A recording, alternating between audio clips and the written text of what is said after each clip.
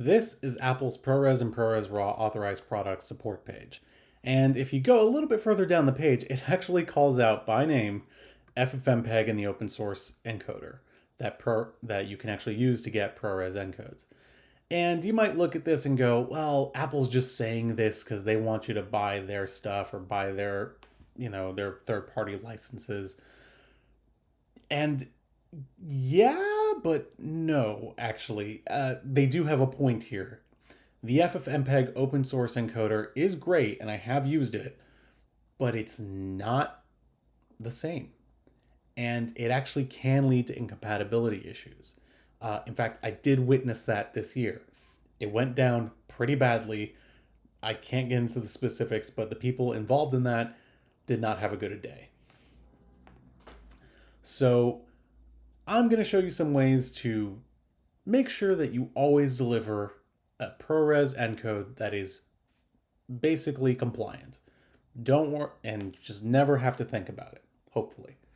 Now, some of this is going to depend on the kind of hardware you have, but I promise I will address most people who will be using these products. First and foremost, if you have a Mac, you can probably just get your hands on, Compressor. Compressor is from Apple. It's $50. It's one time only. There's no subscription. You pay for it once, and it's on your computer forever. This is Mac only software, but it is really useful to just have. That said, Compressor is kind of limited in the type of codecs it can accept. It can't accept, for example, MKVs. We're going to be talking about two solutions to that problem. First one, though, so we're actually going to talk about FFmpeg. I know. We just said, hey, let's not use FFmpeg. FFmpeg's encoder is bad. But, and I actually scrolled to the wrong page here, we're actually going to talk about the OS X Experts.net version that it was built for Apple Silicon.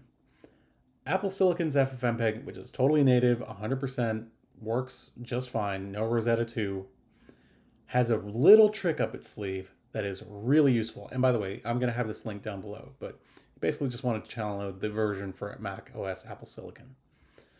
And for, I've talked about this program before. This is FFworks, and I use it as a front end for FFmpeg when I don't want to do all the code stuff, and sometimes it just makes it easier to see everything. That said, you don't need this program. I did talk about it in another video that's linked up there and in the description. This program is great, but it's going to help me demonstrate something real fast. So we just talked about FFmpeg not having the codec, the official one.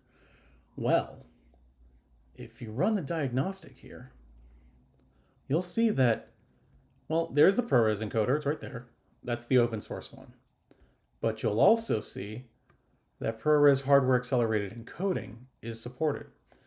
If you are on a computer, an Apple Silicon computer with either the M2, M1 Pro, M1 Max, or M1 Ultra, you have access, and FFmpeg has access to hardware accelerated ProRes encoding and decoding. And FFmpeg can totally take advantage of it, which means, again, compliant ProRes from Apple. And the cool thing about it is you can use all those FFmpeg filters. So some of you might use VaporSynth. I haven't figured out how to get this to work with VaporSynth, but FFmpeg does work. So let's say I have this video from the Senate. It's public domain, and it is an interlaced video. And, that sucks. It's also an FFV1. Okay, I want to use YADIF. Just say YADIF. I know a lot of you are going, what about QTGMC? We're going to use YADIF because it's FFmpeg, and as far as I'm aware, QTGMC does not work in FFmpeg. That's a VaporSynth or AviSynth only filter. So I'm going to use YADIF. It'll probably be fine. But I need it to be compatible. I need it to be officially from Apple. Well, I'll show you the code in a minute. But basically in FFworks, we're just going to go to edit. We're going to make sure that this is, the way we want it. We're going to go into the advanced setting. We're going to make sure that's on profile highs for HQ. And we are going to check this box right here. Video Toolbox is the Apple encode decode block for hardware. And we're going to select ProRes only. I find that if you, put like whatever, it won't, if you put auto, it won't pick the right one. So just ProRes HQ or pick whichever specific one you want. Pick the specific one you want. And you hit go. This will take a little bit here, but it's deinterlacing it using YADIF, and it's using the official ProRes encoder. Again, this is only going to work if you're on an Apple Silicon machine, but boy, is it real useful to have. I would say just kind of get yourself a little Mac Mini with an M2 chip, which does not exist yet as of the recording of this video. Stick it in a closet somewhere and just have that be your ProRes encoder. If you're a big PC guy and you just don't want to use, Apple Macs for whatever reason, it's fine. But get yourself a little Mac Mini, get the cheapest one, and just like stick it in a closet somewhere and use that for your ProRes encoder. It's going to be faster than whatever you use on PC anyways. But if you are on PC and you are using compliant tools like Adobe does have access, there's a way around that too, and I will show that to you.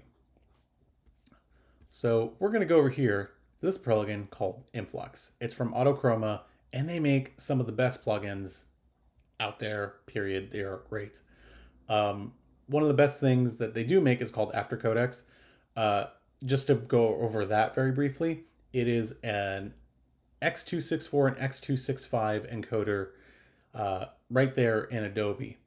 And it's wonderful not to have to use the main concept ones, because if you've used X264 and X265, you know how much more efficient they can be and how much better they can look. There's my YADIF video. It's perfectly deinterlaced. Woohoo! Good enough. Anyways, back to Influx. This is a Windows compatible plugin.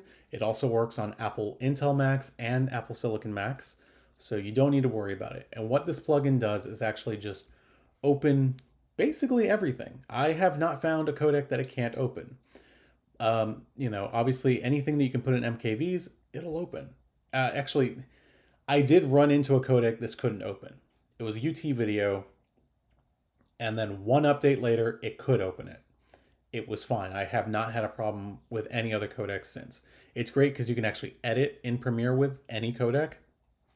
But in this case, we're just going to be showing you Adobe Media Encoder. Basically, you can use this and just encode that same MKV of the Senate that we just had, and it'll be perfectly ProRes, which is really handy. In fact, if you're also on an Apple Silicon Mac, you can go into Media and enable ProRes hardware acceleration for real fast encoding. Again, this is another really wonderful tool. Now, again, I know a lot of you are probably going, hey, is this really necessary? Do you need to do all this stuff? Also, by the way, Influx is not free, but it's relatively affordable. It's like less than $100.